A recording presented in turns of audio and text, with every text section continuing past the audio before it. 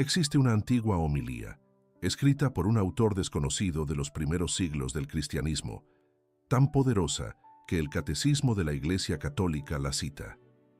Comienza así: un gran silencio reina hoy sobre la tierra, un gran silencio y una gran soledad, un gran silencio porque el Rey duerme. La tierra tembló y se calmó porque Dios se durmió en carne y hueso, y fue a despertar a quienes habían dormido durante siglos.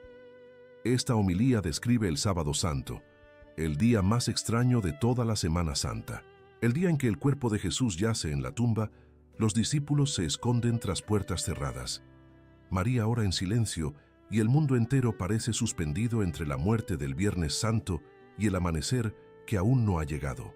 Es el día en que Dios parece ausente, pero no lo está. El Sábado Santo es el día menos conocido del calendario litúrgico. La mayoría de los cristianos saben lo que ocurrió el Viernes Santo.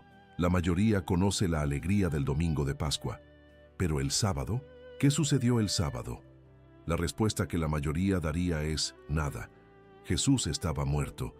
Los discípulos esperaron, y el mundo siguió su curso indiferente. Litúrgicamente, el Sábado Santo es el día más austero del año. No hay misa, no hay bautizo, no hay boda, no hay confirmación. Los únicos sacramentos permitidos son la confesión y la unción de los enfermos, para aquellos en peligro de muerte. El sagrario permanece abierto y vacío, como lo ha estado desde la noche del jueves. Las iglesias están despojadas, sin flores, sin manteles de altar, sin velas. Es como si la iglesia misma le dijera al mundo: hoy no tenemos nada que ofrecer más que silencio. Y este silencio es quizás la homilía más elocuente de todo el año. Pero la fe católica enseña algo muy diferente. El credo de los apóstoles, la oración más antigua y fundamental de la cristiandad, contiene una frase que casi todos recitan sin comprender: descendió a los infiernos. Esta frase no es un detalle, es la esencia del Sábado Santo, porque mientras el cuerpo de Jesús reposaba en la tumba, su alma, unida a su persona divina, descendió al lugar donde aguardaban los muertos. Y lo que hizo allí es uno de los capítulos más impresionantes y menos conocidos de toda la fe cristiana. Jesús no permaneció inactivo en la tumba, fue a buscar a los que lo esperaban. Pero antes de entender a dónde fue Jesús, es necesario comprender lo que sucedía en la superficie, lo que hacían los discípulos, lo que sentía María, lo que vivía Jerusalén mientras el Mesías era sepultado a pocos metros del lugar donde había sido condenado. En apariencia, el Sábado Santo era un día de quietud. La ley judía prohibía trabajar en sábado, y durante la semana de la Pascua, esta prohibición era aún más estricta. Los discípulos no podían ir al sepulcro, no podían completar la unción del cuerpo, que se había realizado apresuradamente el viernes por la tarde antes del atardecer. No podían reunirse en público. Estaban escondidos, temerosos de ser arrestados como seguidores de un hombre condenado por blasfemia y sedición. El Evangelio de Juan dice que estaban con las puertas cerradas por temor a los judíos. Imaginen la escena. Los mismos hombres que 3 días antes habían entrado en Jerusalén con Jesús entre gritos de «Hosana», ahora estaban encerrados en una habitación, en silencio, sin saber qué hacer. Cada uno cargaba con un peso diferente. Pedro cargaba con la vergüenza de haber negado a Jesús 3 veces, de haber mirado a los ojos del Maestro en el patio del sumo sacerdote y haber visto que Jesús lo sabía. Los demás cargaban con la vergüenza de haber huido en Getsemaní, de haber prometido fidelidad y no haberla cumplido. Tomás, quien días después diría: «Si no veo, no creeré», ya estaba sumido en la duda. Judas ya había muerto, y el peso de su ausencia era otro tipo de silencio dentro del silencio. El Maestro, a quien creían el libertador de Israel, estaba en una tumba sellada con piedra y custodiada por guardias romanos colocados allí a petición de los propios sacerdotes, quienes temían que los discípulos robaran el cuerpo y anunciaran una falsa resurrección. Según los evangelios, las mujeres que siguieron a Jesús fueron más valientes que los hombres.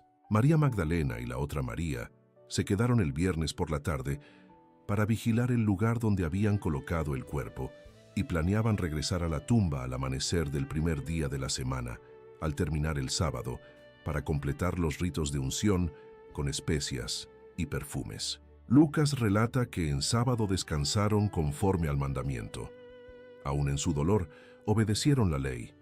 Aún con el corazón roto, respetaron el sagrado descanso. ¿Y María? La tradición católica sostiene que María fue la única que mantuvo viva su fe durante el Sábado Santo. Los discípulos dudaron, las mujeres lloraron, Pedro se escondió avergonzado, pero María creyó, no con una fe ingenua que ignora el dolor, sino con una fe madura, templada por 33 años de convivencia con el Hijo de Dios, 33 años de señales que guardó en su corazón sin comprenderlas del todo, 33 años de confianza construida momento a momento. Guardó las palabras del ángel Gabriel en la Anunciación. Para Dios nada es imposible. Guardó la profecía de Simeón en el templo que advertía de la espada, pero también de la salvación. Guardó el milagro de Caná, cuando Jesús convirtió el agua en vino a petición suya, demostrando que había escuchado la voz de su madre. Y sobre todo, guardó las palabras del mismo Jesús, quien más de una vez les había dicho claramente a los discípulos que sería traicionado, que moriría y que resucitaría al tercer día. Los discípulos oyeron estas palabras y no las entendieron. María oyó, guardó y creyó. La tradición de la Iglesia celebra a María el Sábado Santo como modelo de fe en la oscuridad, como aquella que cree cuando no hay pruebas visibles que sustenten la esperanza. El Papa Benedicto XVI, en una homilía de Sábado Santo, dijo: el Sábado Santo es el día de María por excelencia. Mientras el mundo entero estaba de luto y desconcertado, ella se aferró a la esperanza. Sola, representó a toda la Iglesia en aquel momento.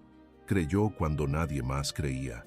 Por eso la Iglesia dedica el sábado a la Virgen María todas las semanas del año, no solo durante la Semana Santa.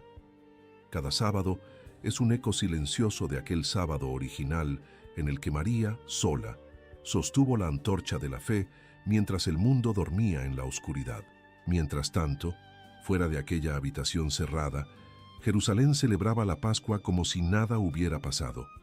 Las calles estaban llenas de peregrinos procedentes de toda Judea, Galilea, Siria, Egipto y Roma. El aroma del cordero asado se mezclaba con el incienso que emanaba del templo. Las familias se reunían en casas y patios, cantaban los salmos del Jalel y contaban a los niños la historia de Moisés y la liberación de Egipto. Toda la ciudad celebraba la libertad.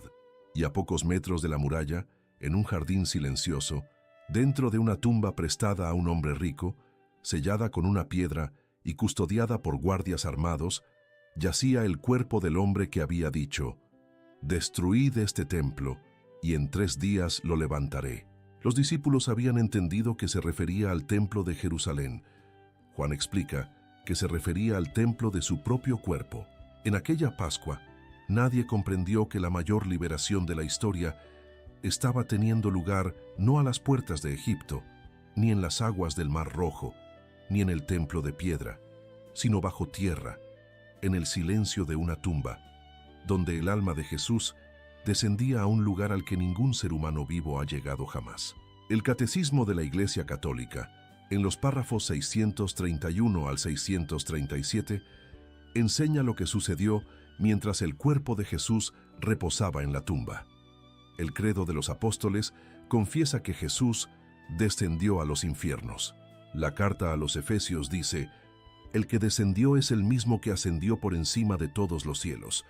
Jesús, con su alma unida a su persona divina, descendió al lugar que las Escrituras llaman Seol en hebreo, Hades en griego, y que la tradición latina traduce como infierno. No el infierno de la condenación, sino la morada de todos los muertos, justos e injustos, que esperaban al Redentor. Este es un punto fundamental que la mayoría de los fieles desconoce. El Catecismo lo explica claramente. Jesús no descendió al infierno para liberar a los condenados, ni para abolir el infierno de la condenación, sino para liberar a los justos que le habían precedido. La distinción es esencial. Desde Adán y Eva pasando por Abel, Noé, Abraham, Sara, Isaac, Jacob, Moisés, David, Elías, Isaías, Jeremías, hasta el último justo que murió antes de la cruz, todos se encontraban en lo que la Escritura llama el seno de Abraham, un estado de descanso y paz, pero sin la plena visión de Dios. No estaban condenados, no sufrían, pero estaban incompletos. Esperaban algo que aún no había sucedido, esperaban a alguien que aún no había llegado, y no sabían cuándo terminaría la espera. Algunos habían esperado durante milenios. La espera de Adán comenzó el día que salió del jardín del Edén, y no terminó hasta aquel sábado. La primera carta de Pedro, capítulo 3, versículos 18 y 19, dice que Jesús, muerto en la carne, pero vivificado en el Espíritu, fue también a predicar a los espíritus encarcelados. Y en el capítulo 4, versículo 6, el Evangelio fue anunciado también a los muertos. Jesús no permaneció inactivo. Descendió a lo más profundo de la existencia humana y llevó allí el mensaje de salvación. El catecismo llama a este momento la fase final de la misión mesiánica de Jesús, una fase condensada en el tiempo, pero inmensamente vasta en su significado real de extender la obra redentora a todas las personas de todos los tiempos y lugares. La antigua homilía que citamos al comienzo del texto describe este momento de una manera conmovedora. Él va, ante todo, en busca de Adán, nuestro primer padre, la oveja perdida. Quiere visitar a todos los que viven en tinieblas y a la sombra de la muerte. Liberará a Adán encadenado y a Eva, cautiva con él de su sufrimiento. Él es a la vez su Dios y su Hijo. Y entonces la homilía pone en boca de Jesús las palabras más inesperadas. Os mando, despertad, vosotros que dormís, porque no os he creado para que permanezcan en la morada de los muertos. Levantaos de entre los muertos, yo soy la vida de los muertos. Levantaos, obra de mis manos. Levantaos, oh imagen mía, tú que fuiste creado a mi semejanza. Levantaos, salgamos de aquí. Tú en mí y yo en ti, somos una sola persona indivisible. Y continúa. Por ti, yo tu Dios, me hice tu hijo. Por ti, yo, el Señor, tomé tu condición de siervo. Por ti yo que moras en el cielo, descendí a la tierra y fui sepultado bajo la tierra. Por ti, al hacerme hombre, me convertí en un muerto, abandonado entre los muertos. Por ti que dejaste el jardín del paraíso, al dejar un jardín fui entregado, y en un jardín fui puesto en la cruz. Cada frase de esta homilía es una inversión. Jesús descendió para que nosotros pudiéramos ascender. Se hizo siervo para que pudiéramos ser hijos. Entró en la muerte para que pudiéramos resucitar. El descenso de Cristo a la morada de los muertos es el acto de amor más radical que existe. Dios no esperó a que fuéramos a Él. Descendió al lugar más bajo, oscuro y olvidado de la existencia humana para encontrarnos allí. No hay abismo al que Dios no pueda llegar. No hay profundidad a la que su voz no pueda llegar. Si Jesús descendió al Seol para buscar a Adán, no hay lugar en nuestras vidas al que se niegue a entrar. Estas palabras poseen una belleza casi sobrehumana. Traducen lo que la tradición de la Iglesia Oriental representa en la iconografía más antigua de la resurrección, llamada anastasis, palabra griega que simplemente significa resurrección. En esta imagen, que existe al menos desde el siglo VI y se encuentra en mosaicos, frescos e iconos de toda la cristiandad oriental, Jesús no aparece emergiendo solo de la tumba, como solemos ver en el arte occidental. No está de pie sobre la piedra laminada, con un estandarte en la mano. Aparece dentro del Seol, la morada de los muertos, de pie sobre las puertas destrozadas de la muerte, que yacen en forma de cruz bajo sus pies. Con su mano derecha sostiene a Adán, sacándolo de la oscuridad. Con la izquierda a Eva. A su alrededor están Abraham, David, Salomón, Moisés, los profetas, los justos de todas las generaciones.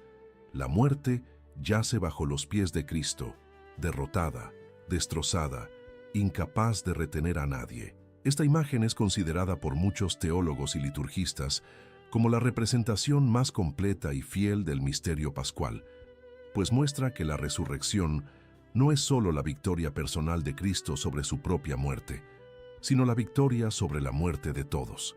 Jesús no abandonó el sepulcro solo, llevó consigo a todos los que lo esperaban, y la iconografía de la Anastasis representa el Sábado Santo plasmado en oro, el momento en que termina la espera y se abren las puertas. San Juan Pablo II, en su catequesis del 25 de enero de 1989, enseñó que el descenso de Cristo a los infiernos da un sentido cósmico a la redención. A través de él, la obra salvadora de Cristo se extiende a todos los hombres de todos los tiempos, desde el principio de la historia. Esto no es una nota a pie de página de la fe, es su fundamento. Si Jesús no hubiera descendido, los justos del Antiguo Testamento aún estarían esperando.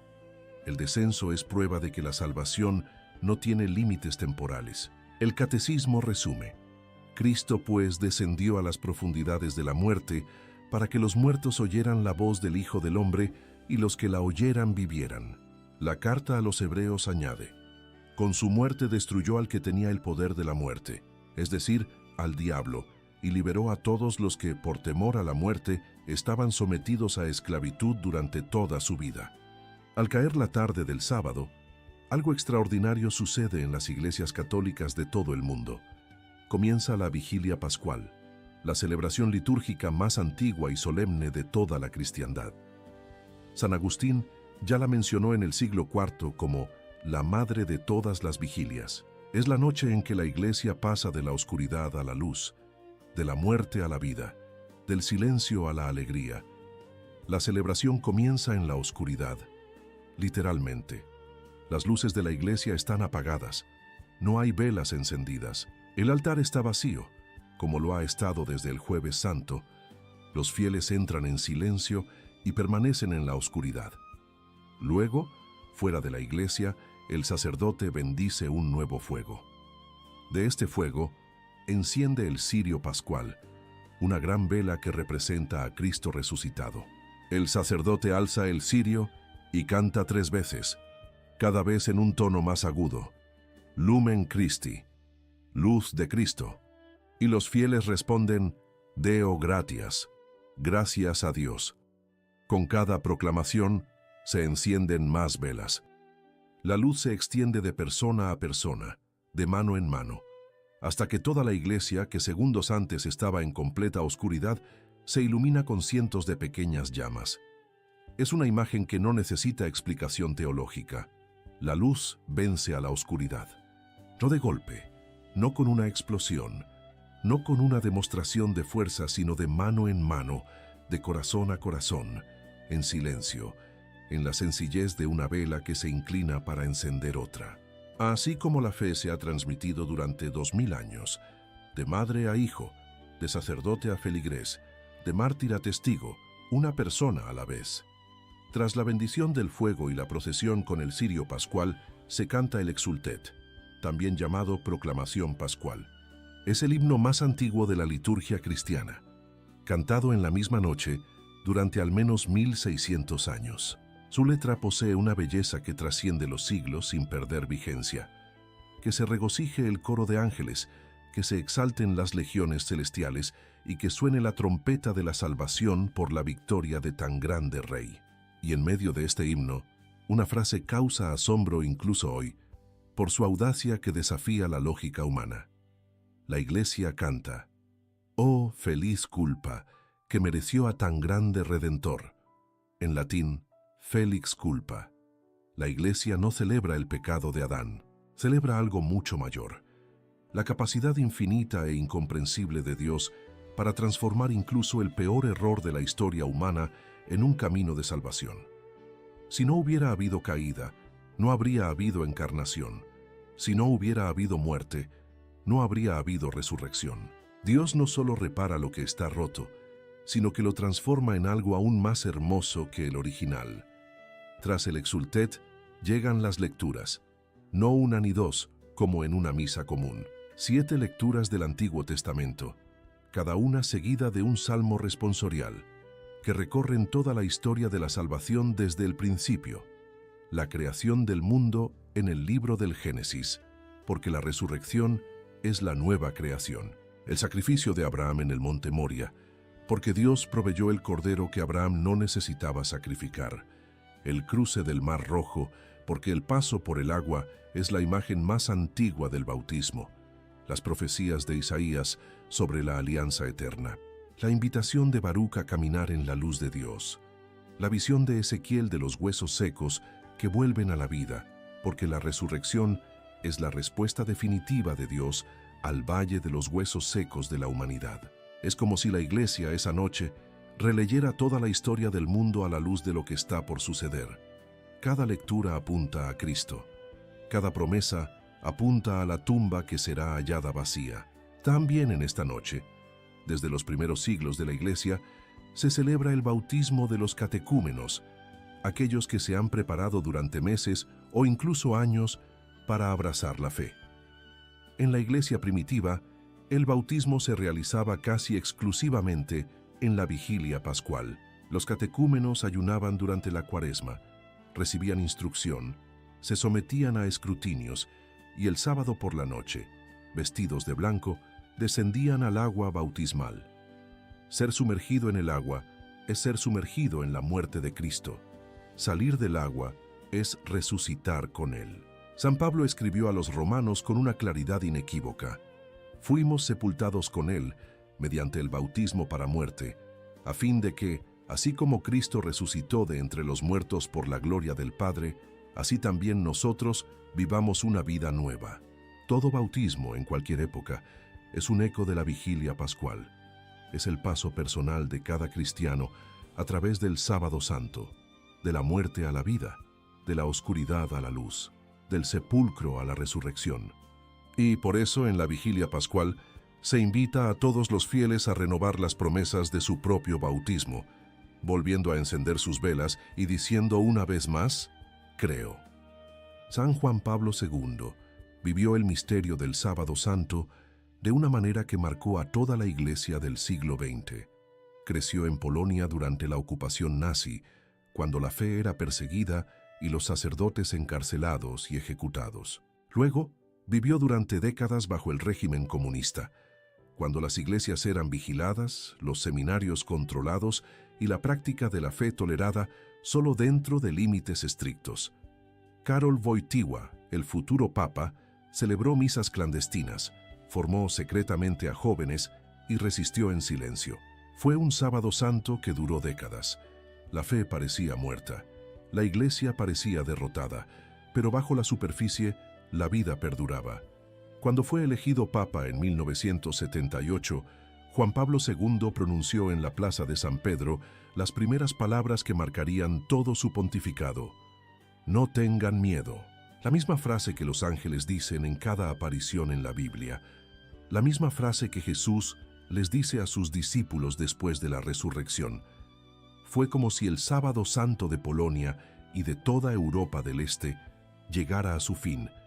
La piedra se estaba quitando, y cuando cayó el muro de Berlín en 1989, muchos reconocieron en ese momento el eco de la lápida que se retiraba. La fe que parecía enterrada bajo décadas de régimen ateo resurgió con una fuerza que ningún analista político predijo. Las iglesias que estaban vacías volvieron a llenarse. Los seminarios que estaban cerrados reabrieron. El Sábado Santo de toda una generación dio paso al amanecer. Juan Pablo II falleció el 2 de abril de 2005. Era sábado por la noche, víspera del Domingo de la Divina Misericordia, fiesta que él mismo había instituido para la Iglesia Universal. Murió precisamente en la transición entre el sábado y el domingo, como si la providencia le hubiera escogido la transición más simbólica posible, del silencio a la luz, de la espera al encuentro, del Sábado Santo al Domingo de la Divina Misericordia. Sus últimas palabras audibles, según los testigos que lo acompañaban, fueron: déjame ir a la casa del Padre, como Jesús en la cruz. Padre, en tus manos encomiendo mi espíritu. Un eco del Gólgota en una noche de abril en Roma. Todos experimentamos los sábados santos, días en que Dios parece ausente, días en que la oración parece chocar contra el techo y rebotar sin respuesta. Días en que la fe se pone a prueba no por la persecución, no por un sufrimiento espectacular, sino por el silencio común y persistente de un Dios que no responde en el plazo que desearíamos, cuando el diagnóstico médico no cambia después de meses de oración, cuando el trabajo no se materializa a pesar de toda la dedicación, cuando el matrimonio no mejora a pesar de todo el esfuerzo, cuando la persona que amamos no regresa, cuando el hijo no muestra señales de conversión, cuando la respuesta que esperamos simplemente no llega y el silencio se extiende como un desierto sin horizonte. El Sábado Santo nos enseña que el silencio de Dios no significa su ausencia. Mientras el mundo creía que Jesús permanecía inactivo en la tumba, mientras los discípulos se escondían y los enemigos celebraban, mientras todo en la superficie indicaba que la historia había terminado, Jesús llevaba a cabo la mayor misión de rescate de la historia. Descendía a las profundidades más recónditas para buscar a aquellos a quienes nadie más podía llegar. Rescataba de las manos de la muerte a quienes habían esperado durante milenios. El silencio en la superficie ocultaba una acción extraordinaria en las profundidades. Y así es como Dios suele actuar. En silencio, en secreto, en las profundidades, donde los ojos humanos no pueden alcanzar. María nos enseña cómo afrontar el Sábado Santo, no con respuestas, no con explicaciones, con fe, recordando lo que Dios ya ha dicho, con la certeza de que las palabras de Jesús son verdad, incluso cuando todo a su alrededor parece contradecirlas. Jesús dijo que resucitaría al tercer día. María creyó y esperó, no porque supiera cómo, sino porque sabía quién había hecho la promesa. San Juan Pablo II nos enseña que el Sábado Santo puede durar años, puede durar toda una generación. Polonia vivió décadas de Sábado Santo bajo el régimen comunista, cuando la fe era reprimida, los seminarios infiltrados y ser católico practicante era un acto de resistencia silenciosa. La Iglesia en China celebra su Sábado Santo desde hace más de 70 años. Cristianos en diversas partes del mundo viven sábados santos que no aparecen en las noticias.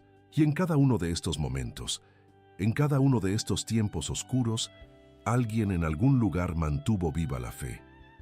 Como María en el primer Sábado Santo de la historia, como los cristianos en las catacumbas de Roma en los primeros siglos, como Wojtyła celebrando la misa para los jóvenes en las montañas de Polonia, lejos de la mirada del régimen.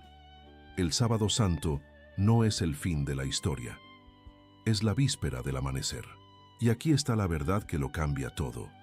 Entre el viernes y el domingo siempre hay un sábado, siempre.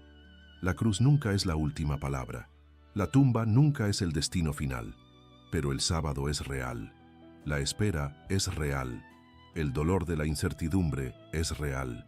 Y Dios no nos pide que finjamos que el sábado no duele, nos pide que confiemos en que el domingo llegará, no porque veamos señales, sino porque Él dijo que llegaría. La antigua homilía que abre este texto termina con Jesús dirigiéndose a Adán, y sus palabras son para toda persona que esté viviendo su propio Sábado Santo en este momento. Levántate, vámonos de aquí, tú en mí y yo en ti. Somos una sola persona indivisible. Levántate, no temas. Yo soy la vida de los muertos. Mañana es domingo. El sol saldrá sobre Jerusalén como cualquier otro día, pero este amanecer será diferente a todos los demás. Cuando las mujeres lleguen al sepulcro con especias y perfumes para completar la unción que la prisa del viernes no les permitió, encontrarán algo inesperado. La piedra habrá sido removida, el sepulcro estará vacío, las vendas de lino estarán dobladas, y dos ángeles vestidos de blanco harán una pregunta que resuena hasta nuestros días. ¿Por qué buscan entre los muertos al que vive? No está aquí, ha resucitado, tal como lo dijo.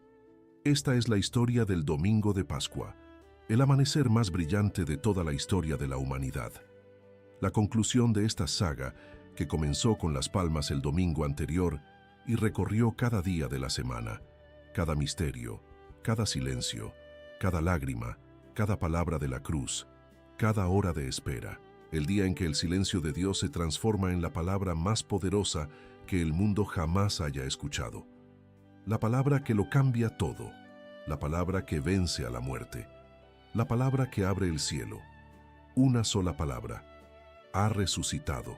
Si esta historia te conmovió, compártela con alguien que esté viviendo su propio Sábado Santo, alguien que necesite escuchar que el silencio de Dios no es ausencia, que la oscuridad no es el final, que después de cada viernes viene el sábado, y después de cada sábado viene el domingo. Y el domingo llega, siempre llega, porque aquel que descendió a la morada de los muertos para buscar a Adán no dejará a nadie atrás.